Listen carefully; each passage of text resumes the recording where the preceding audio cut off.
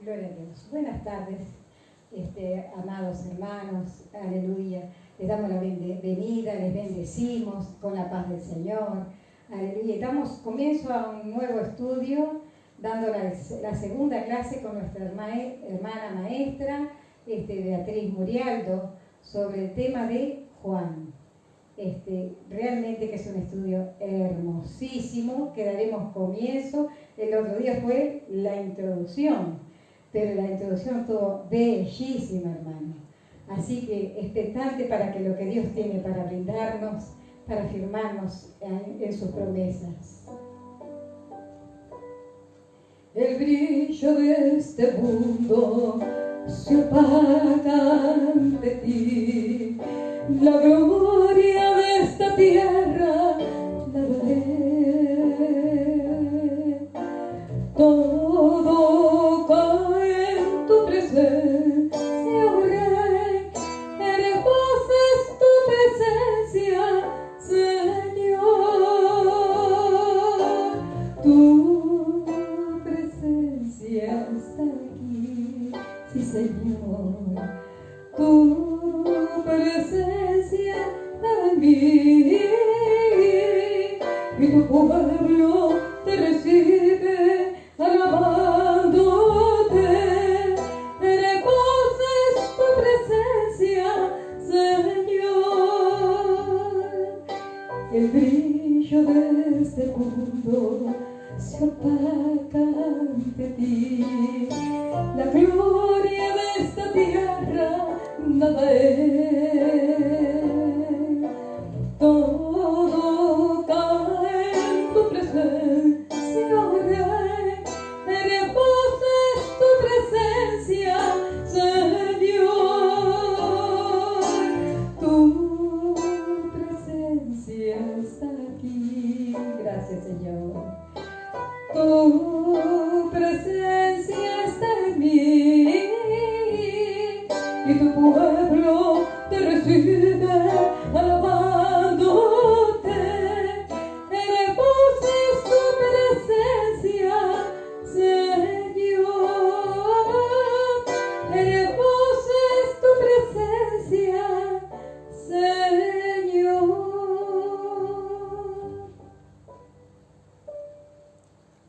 Amén. Es un placer, hermanos, estar nuevamente con ustedes compartiendo acá algo de la palabra del Señor. Como habíamos empezado el otro día el estudio del Evangelio de Juan, hoy vamos a continuar. La vez pasada habíamos estado dando un estudio sobre la introducción de quién era Juan. Ahora vamos a hacer otro tipo de introducción sobre Éfeso y sobre las condiciones de ese momento histórico por el que están viviendo. Pero antes que nada voy a orar para pedir la dirección del Espíritu Santo.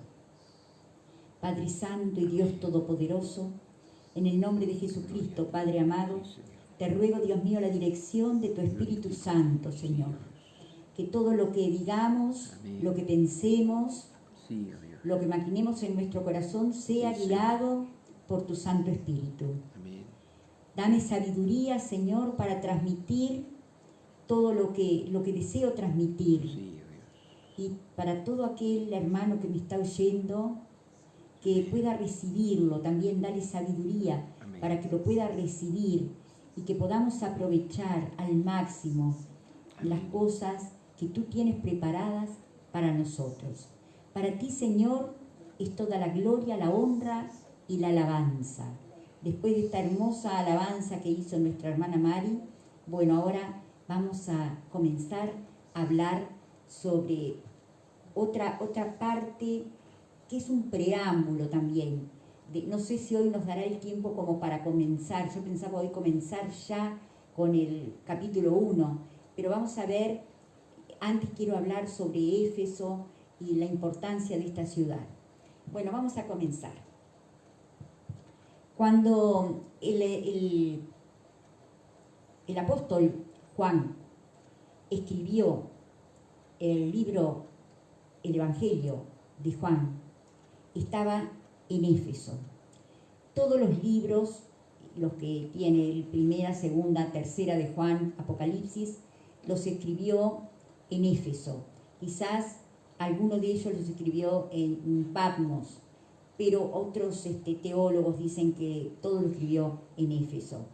Algunos antes de haber sido puesto preso en la isla de Patmos y quizás otros después. Pero vamos a comenzar, ¿qué era Éfeso? Éfeso, a veces hay quienes lo dicen mal, dice Efeso, pero no, es Éfeso, lleva tilde en la E, Éfeso.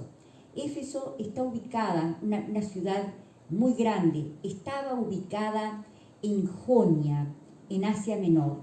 Asia Menor es una península que corresponde a Asia y que tiene costas sobre el mar Mediterráneo. Esa región de Asia Menor tiene distintas partes, distintas regiones que tienen diferentes nombres.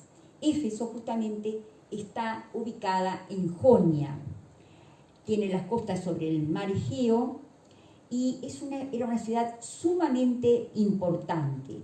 El mar Egeo es uno de los mares dependientes del mar Mediterráneo. El mar Mediterráneo es enorme, es muy, muy grande y a su vez está dividido en diferentes mares, tiene diferentes mares, ¿no? Pero el mar Egeo es justamente el que está en esta parte de Grecia, entre Grecia y Asia Menor, y justamente ahí, a orillas del Egeo, es que estaba esta ciudad Éfeso. Justamente está ubicada en la desembocadura de un río no muy grande, pero un río que se llamaba Caistro, entre la cadena montañosa Coreso y el mar. Es una ciudad cosmopolita. ¿Qué quiere decir cosmopolita? Quiere decir que estaba habitada por gente de diferentes etnias, de diferentes lugares. Era sumamente grande, tenía gran comercio, una vida comercial muy activa. Tenía una gran avenida que la atravesaba la ciudad, de 11 metros de ancho, y estaba esta calle pavimentada. Fíjense ustedes lo que es una calle de 11 metros de ancho, era una calle pero muy amplia, muy, muy grande. Por ahí pasaban los carros, por ahí pasaban los caballos, los burros, pero era grande. 11 metros de ancho y estaba pavimentada y atravesaba esta ciudad. Tenía además una gran biblioteca y tenía un teatro que estaba en el Monte Pión, que tenía capacidad para 20.000 personas. Ahora nosotros pensamos todo esto en aquella época, ¿no? En el siglo I, después de Cristo, y cuando estaba Juan ahí, y decimos nosotros, pero qué tremendo, ¿no? Un teatro con capacidad para 20.000 personas. Tenía además un ágora. ¿Qué era el ágora? El ágora era una plaza que se usaba para comercio. Ahí había un gran mercado donde se transaba con las cosas, se cambiaban, se compraban, se vendían. Tenía además calles pavimentadas. No solamente esta calle principal estaba pavimentada, sino que había otras calles también pavimentadas y otras empedradas también. La ciudad tenía una población de 250.000 habitantes. Es una ciudad grande, era una ciudad grande. 200, era un cuarto de millón de personas, era grande. En el centro de la ciudad tenía tres templos importantes para el emperador, para darle honor al emperador. Ustedes saben que el emperador romano se consideraba un dios y se juntaban para honrarlo, para darle la gloria a él, para darle el honor y la gloria y la honra que se merecería a Dios, se lo daban al emperador. Y Éfeso era un centro de adoración al emperador. La ciudad esta tenía además un templo importantísimo, que era el templo de la diosa Diana. Cuando nosotros hablamos del templo de la diosa Diana, estamos hablando de una de las 7 maravillas del mundo antiguo. Era un edificio tremendo. Fue empezado a construir en el año 500 a.C. por un arquitecto que se llamaba, a ver si me acuerdo, lo tengo por acá, la diosa Diana, bueno, Querión se llamaba, Querión. Y demoró, ese hombre por supuesto que no existía cuando se terminó de construir el templo, pero este Querión ideó el templo, lo planeó, lo planificó, y demoraron 200 años en hacerlo. Era un templo enorme, tenía 140 metros de largo, o sea, si nosotros miráramos ahora más o menos para compararlo, entre las cuadras de nuestra ciudad, sería 1,5 cuadras por 74 de ancho. Era tremendo. Y tenía unas columnas, 127 columnas, de 20 metros de alto cada una, de mármol. Era algo realmente hermoso. Este era el templo de la diosa Diana. ¿Y quién era la diosa Diana? La diosa Diana era hija, según la mitología griega, de Zeus y Latona, una diosa, el dios Zeus y la diosa Latona. Ahora, como esta diosa, cuando nació, provocó tantos dolores de parto a su madre, nunca quiso casarse y le pidió al padre, a Zeus, al dios más grande de las divinidades griegas, que le permitiera vivir soltera y sin hijos. Y bueno, y Zeus le concedió el que viviera soltera y sin hijos, y le regaló un arco. Por lo tanto, era la diosa de los cazadores. Y además le regaló un conjunto, un séquito de ninfas. ¿Qué son las ninfas? Son unos dioses menores, diosas menores, que estaban al servicio de ella, de la diosa Diana. Se llama también Artemisa. Se la conoce más por el nombre Diana, pero Artemisa era el nombre griego. Diana fue el nombre que le dieron los romanos. Ahora, era la diosa también entonces de los cazadores y era la reina de los bosques. Entonces ella habitaba entre los bosques y protegía a los cazadores, y aparte protegía también a los jóvenes solteros y a las jóvenes vírgenes que todavía no se habían casado. El templo fue entonces una de las 7 maravillas del mundo antiguo. Antes de Cristo, por allá por el año 356, este enorme templo fue incendiado, pero inmediatamente fue reconstruido con un esplendor mucho mayor que el que había tenido. Y pasó el tiempo, y después, en el año 262 después de Cristo, o sea que después de haber estado Juan en Éfeso, después de haber estado primero Pablo, después Juan, y después tantos otros, haber pasado ilustres cristianos que pasaron por Éfeso y enseñaron la palabra de Dios ahí en Éfeso, en el año 262 después de Cristo fue también incendiada. Y ahí ya empezó a perder, por supuesto, su esplendor. A tal punto que para el siglo XV, por allá por el año 1400 y algo, Éfeso era solamente una aldea. Este templo, por supuesto, que quedaba solamente alguna ruina.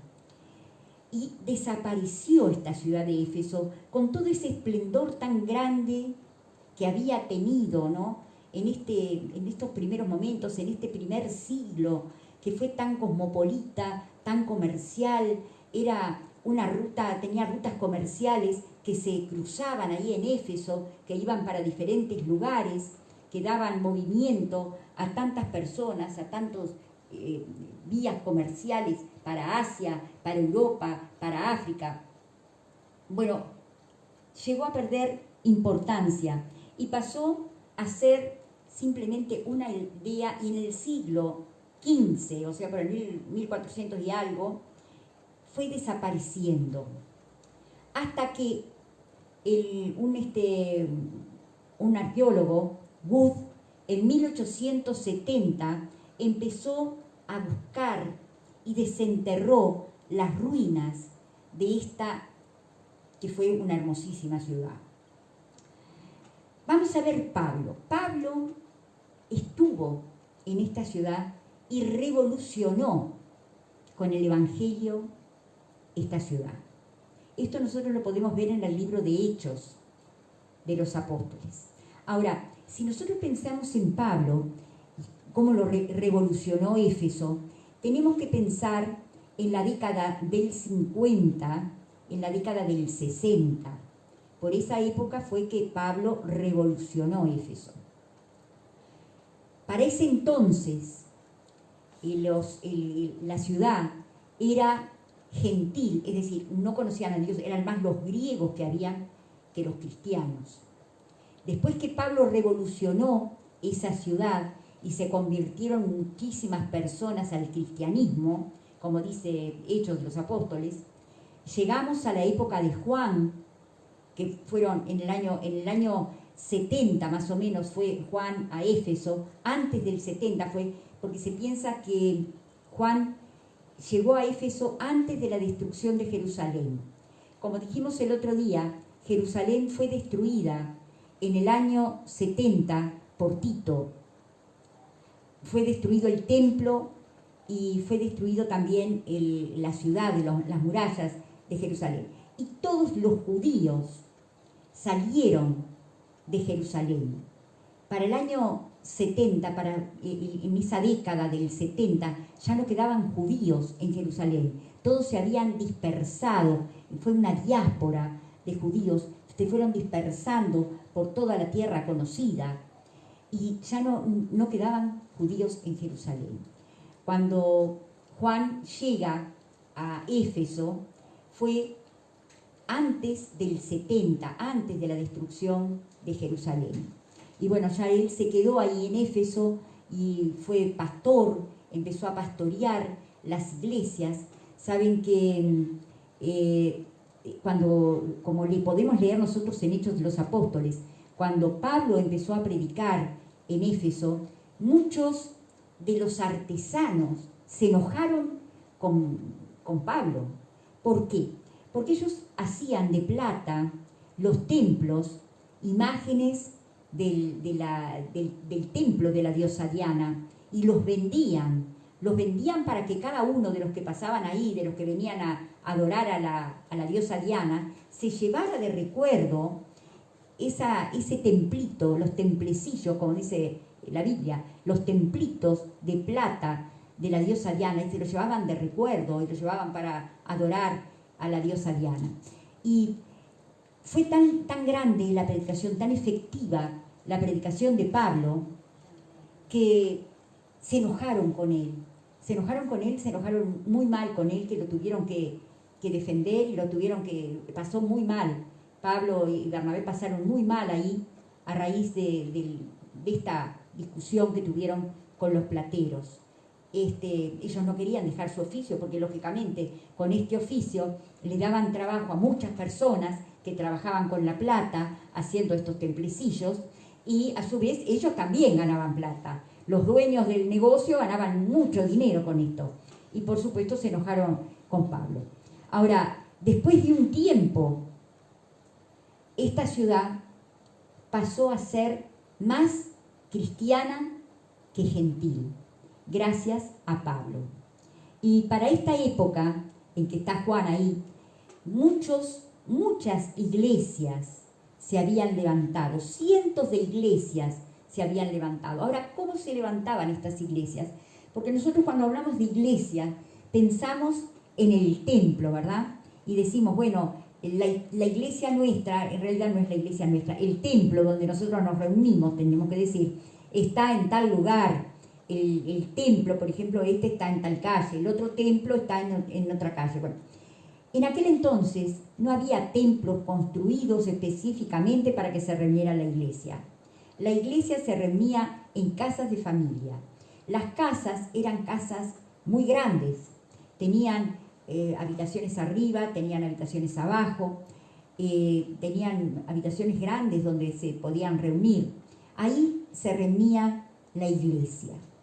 Si había mucha persecución, si había problemas, bueno, iban a una pieza más protegida.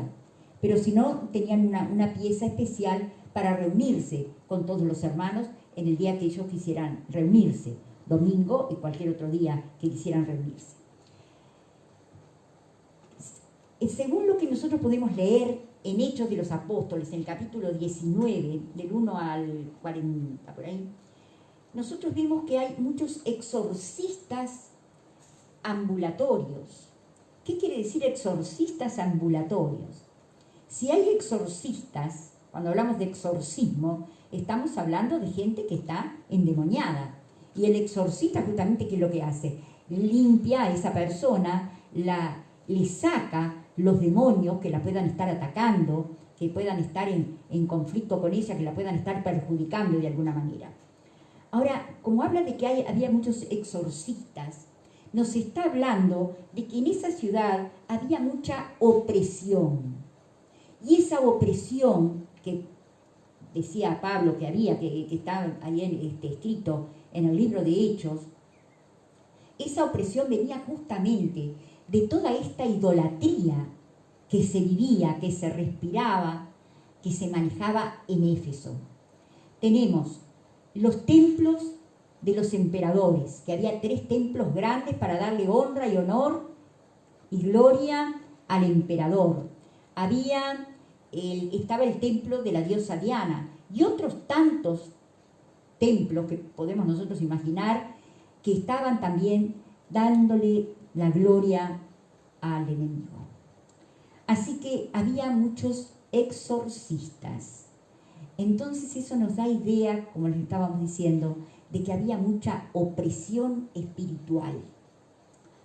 Y qué bueno que Pablo fue a librar a muchas de estas personas de esta opresión que tenían y fue a predicar el sano evangelio. Pero Pablo ya se había muerto en la década del 60 y ahora estamos acá. Juan está ya viejito, anciano, y está escribiendo ya sus libros, 1ª, 2ª, 3ª de Juan, el Evangelio de Juan y el Apocalipsis.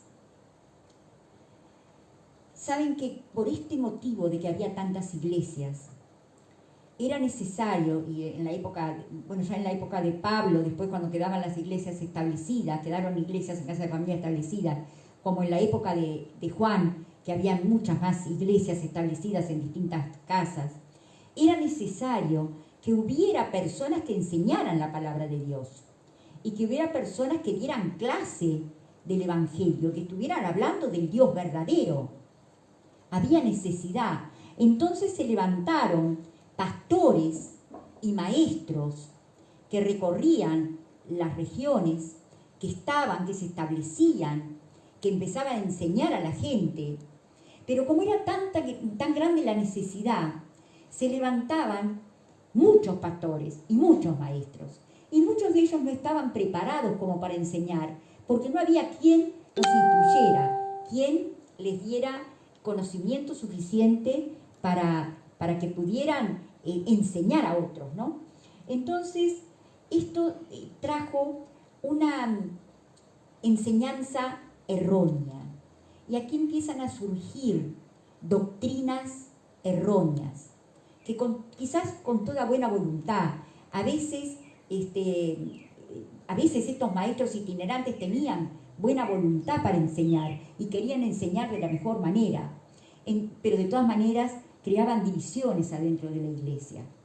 Vieron ustedes incluso Pablo en sus cartas, no hablando de Éfeso, de otras ciudades donde había enseñado él la sana doctrina, que decía, pero ustedes no entienden, ustedes no comprenden.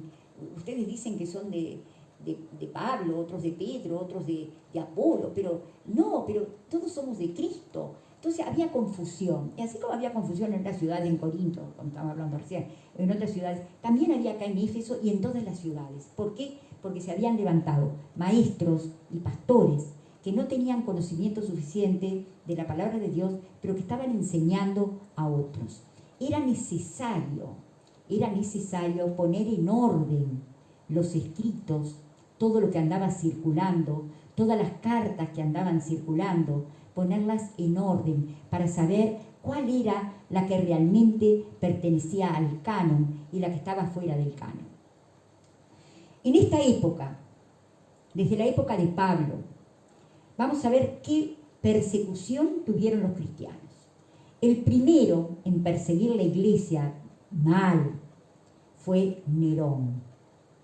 Nerón, en el año 64, después de un incendio grande que hubo en Roma, ese incendio lo prendió él fuego a Roma y le echó la culpa a los cristianos porque se asustó, le echó la culpa a los cristianos. Y desde ahí, con motivo de eso, empezó a perseguir a los cristianos, a encerrarlos y a ponerlos en prisión, a perseguirlos y a matarlos.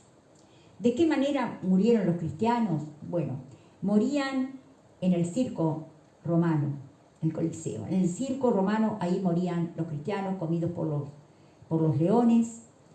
Morían también, bueno, de todas maneras, crucificados, morían asesinados por espada, decapitados.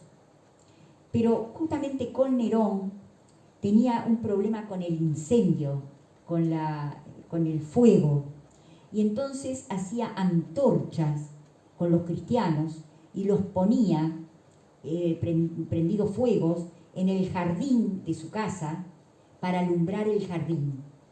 Ahora, ¿se dan cuenta ustedes la maldad que había en este hombre, como en tantos otros, ¿no? Lamentablemente, tomados totalmente por Satanás, vidas satánicas, que llegan a esa maldad con el ser humano.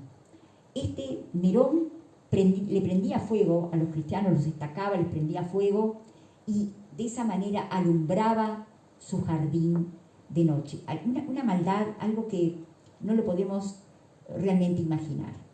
Después de Nerón, porque por supuesto, nadie es eterno, ¿verdad? Entonces, por supuesto, tenía que morir. Pero se levantó otro. Tenemos a Domiciano. Domiciano, en el año 96, también persiguió a los cristianos. Y fue, porque le echaba la culpa a los ateos.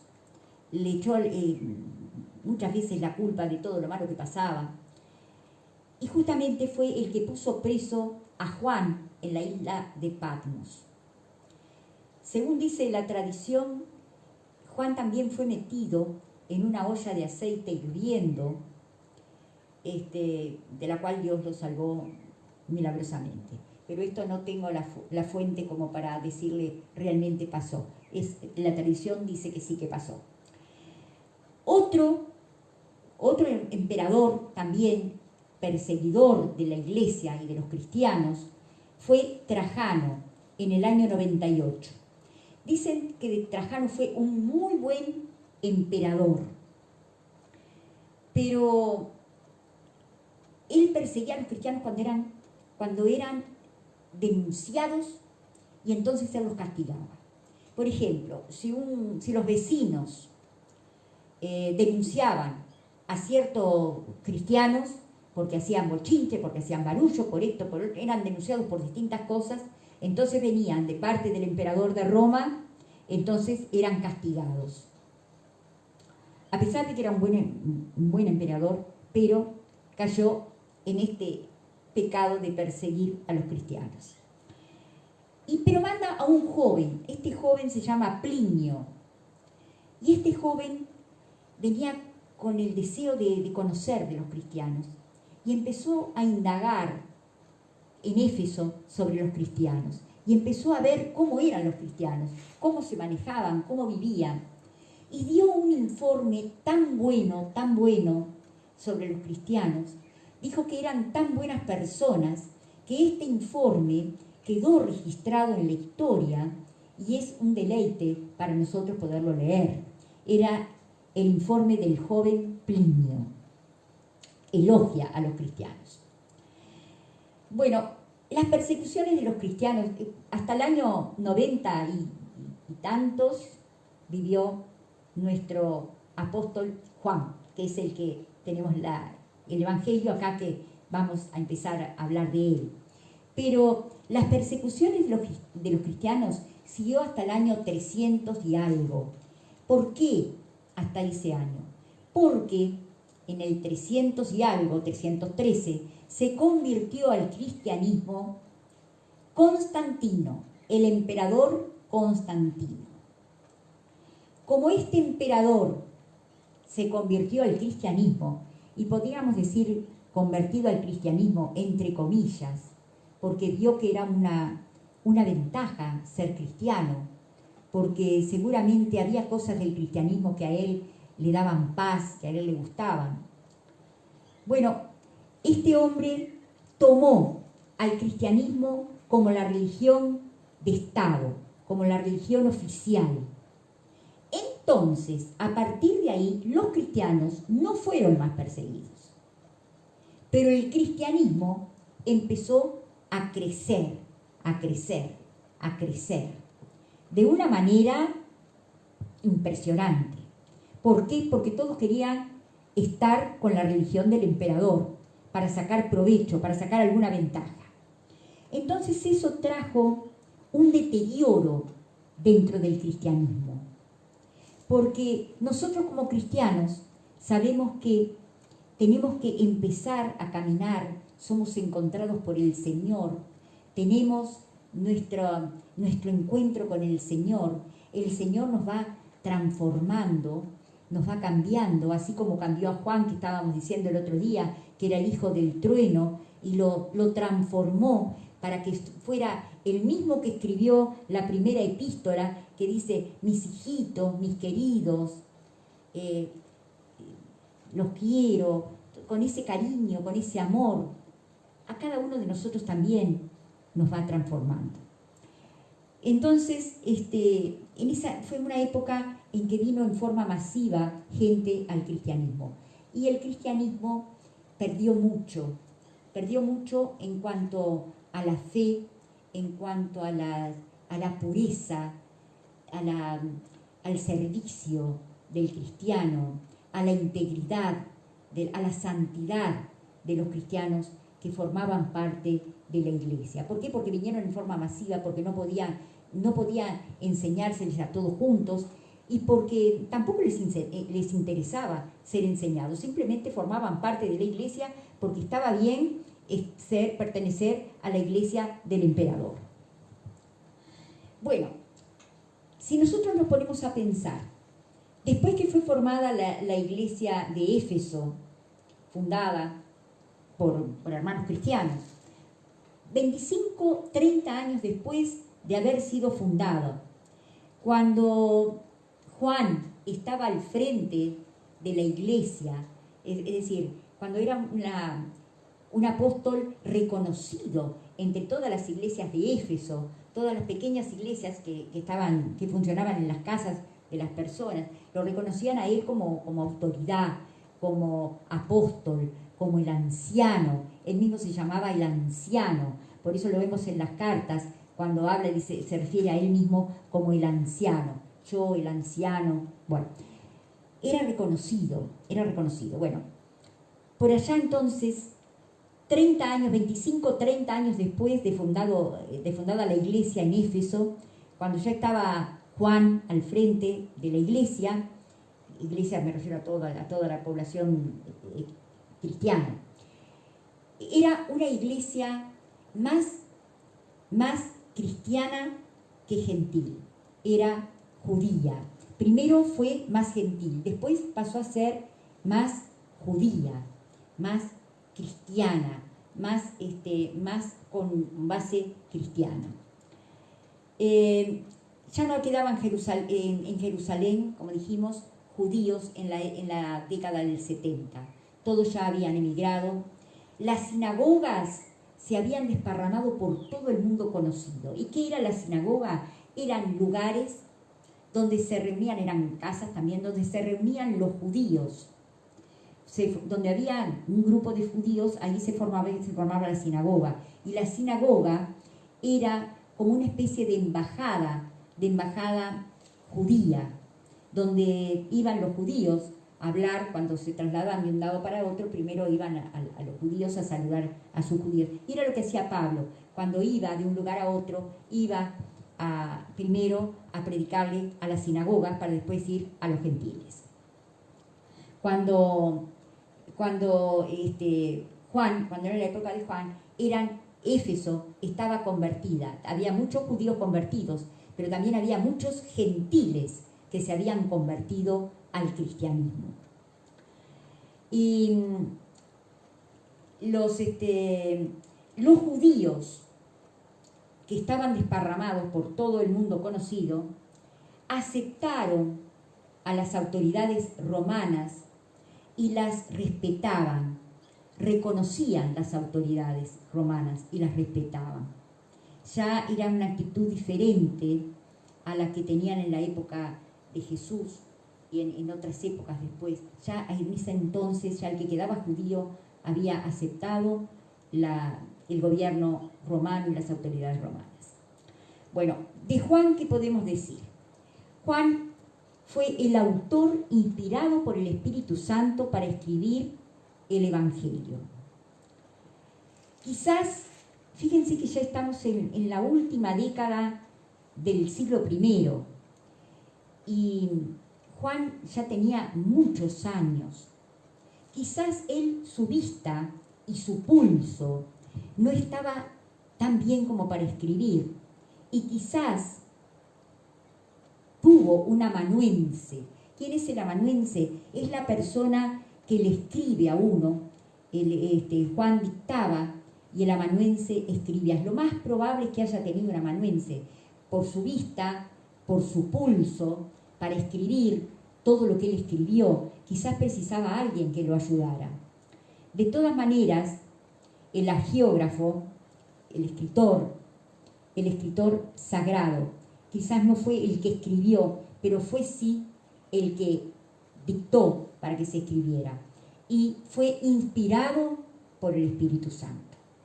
No hay duda de que Juan fue inspirado por el Espíritu Santo para escribir sus cartas, para escribir el Evangelio y para escribir también Apocalipsis. El canon. ¿Qué es el canon? Dijimos, hace un ratito estuvimos hablando del canon, la importancia del canon. El canon era una regla que servía para medir, una caña de medir. Y era una regla que servía para evaluar. Se evaluaban las escrituras para ver si correspondía, si podían llamarse inspiradas o no. Entonces las estudiaban, cotejaban unas con otras para ver qué decían las escrituras, a ver si se podían considerar como inspiradas por el Espíritu Santo.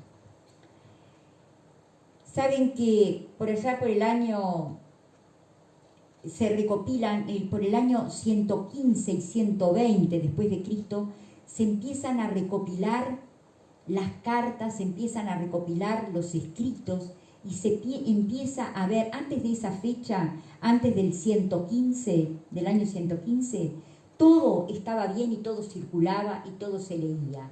Ahora fíjense eso, la cantidad de confusiones y de herejías que debe haber levantado, que se deben haber formado, porque estaban así como circulaban las cartas inspiradas por Dios, también circulaban las otras que no estaban inspiradas por el Espíritu Santo.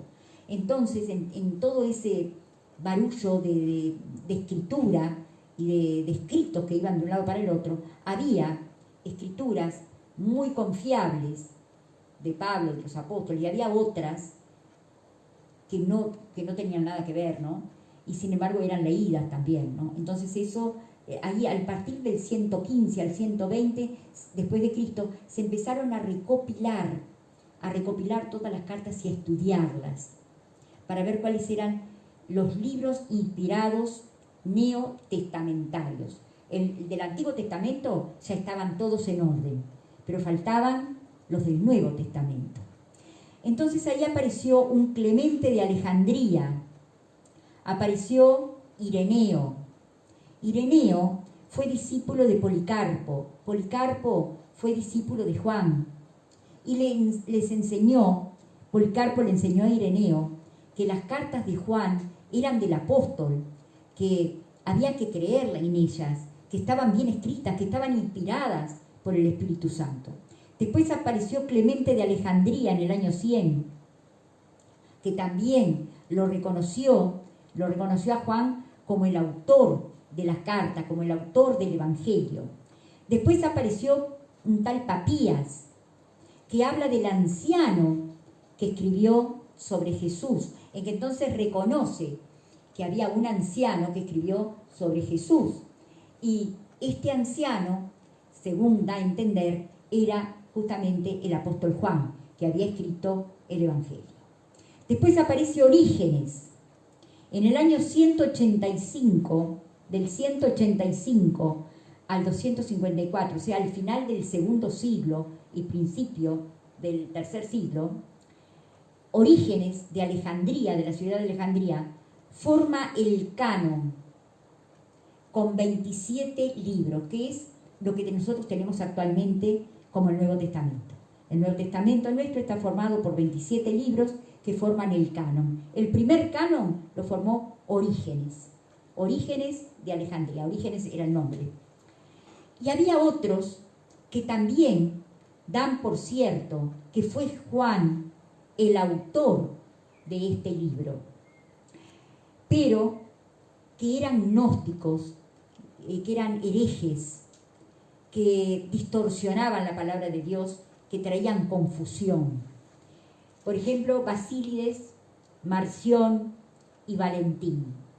3 herejes que dieron por cierto, por sentado, que Juan había sido el escritor del Evangelio, pero que estaba equivocado en algunas cosas, porque ellos no creían que un Dios santo como Jesús pudiera tener un cuerpo, porque el cuerpo es malo.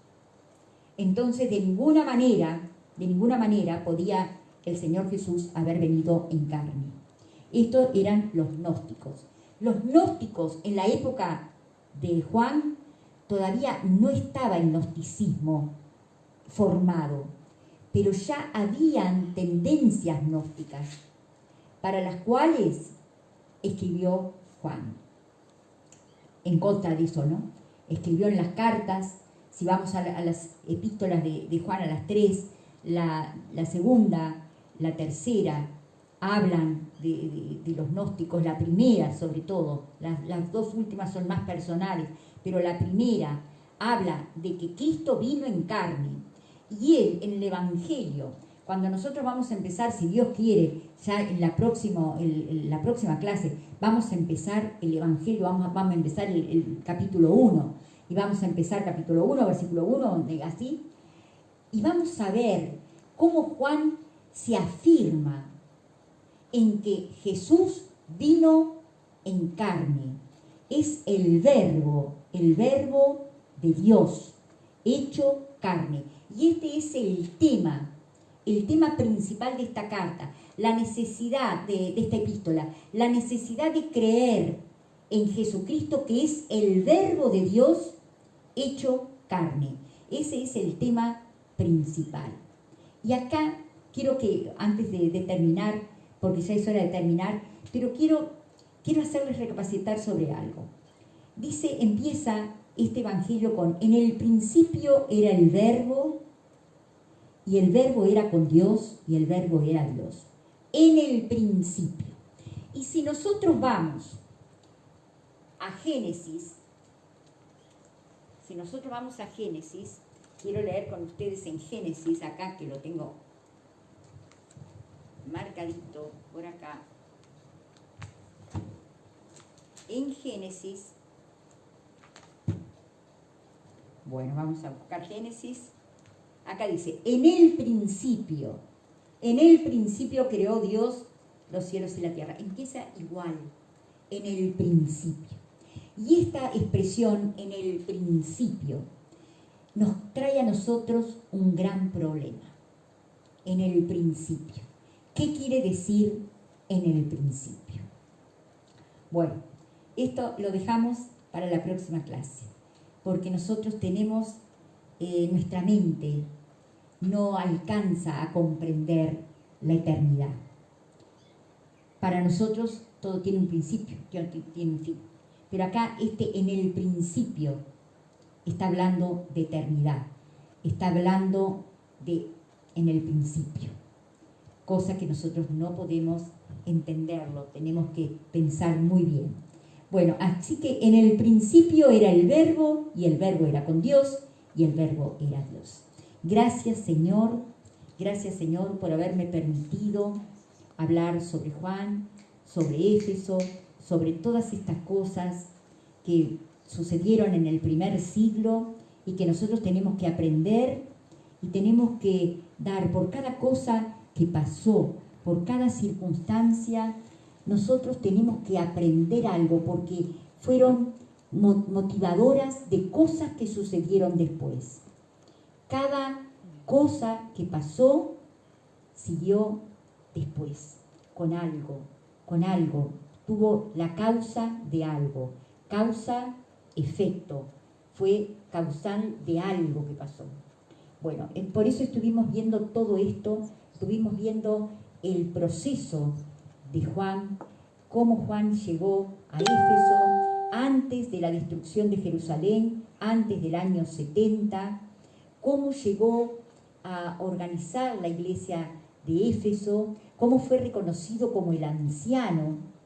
Para este entonces ya Pablo había muerto, lo habían matado, y no quedaba ningún apóstol, solamente él quedaba. Y vamos a seguir entonces con el capítulo 1. Que Dios los bendiga grandemente. Ha sido un placer estar con ustedes y que el Señor los prospere y los bendiga en todas las cosas.